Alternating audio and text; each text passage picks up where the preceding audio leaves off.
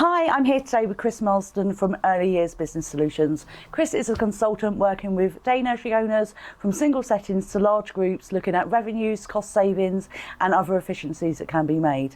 So Chris, today I want to talk to you about structure and kind of what are the big problems with structure and how can they be solved? So structures, and by structures we're just going to talk about the people structure, the people side of businesses. And the biggest or most common issue I come across is people's naivety of what is their role and their responsibility. And it's a big piece of work to make sure everyone in your organisation, be they 10 people or 100 people, have a specific role and responsibility that is built for them and they are aware of and that they buy into it. Yeah. Too many businesses, you go around the room and people are finger pointing saying, well, he's responsible for that, she's responsible for this. And actually, no, it's me, I'm responsible for it. And that's a piece of work that sounds very, very laborious. However, if it's done properly and effectively, it can improve your staff engagement hugely. And engaged staff are more productive staff, they're more loyal staff, so actually there's a cost saving there because your churn comes down, as it were, and your product goes up in terms of its value. But knowing what that structure is and the responsibilities is really, really key. And also that carries on, it's a sort of a live document, if you like, because as you're engaging with your staff on at least once a month basis, or the line manager is, making sure that that's reaffirmed, making sure that there's no questions, no queries, no grey areas. So people are confident as they go about their work. And that is the single biggest task to do, but it has a great impact in terms of the staff you've got in the building.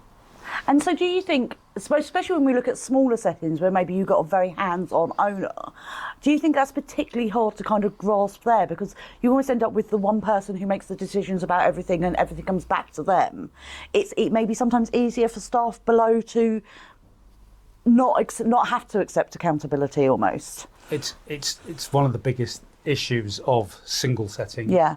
When you've got a hands-on owner manager, because if you're working for that person, sometimes that person won't empower you to make the decision, and therefore you become a decision avoider, and so you don't want to make the decision. And that all that does is ends up with a very, very stressed owner. Yeah, and that's it. It's the owner that has to make those changes. Absolutely. But it actually takes quite a lot to personally accept that you need to step back and you need to make those changes, don't you? And I'll wave my own flag, but I'm not the only one. There are several people in the country who are very happy to do it and help you do it, to give the task or the project to an outsider to be able to deliver that collateral for you to help you run your business. And that's useful because it also means you act as a buffer as well.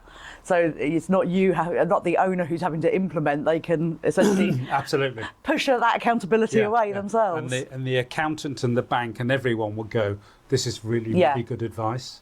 Yeah. Which helps the stock of your business. Sometimes an external set of eyes is so good for seeing what's really going on in your business, and that is true of this and of so many things. It's just someone who's not actually involved, isn't being dragged into ratio every day, isn't dealing with the crisis and the firefighting, who can just step back and go, okay, we need to take a breath here and put some things in place because this is not sustainable in the long run.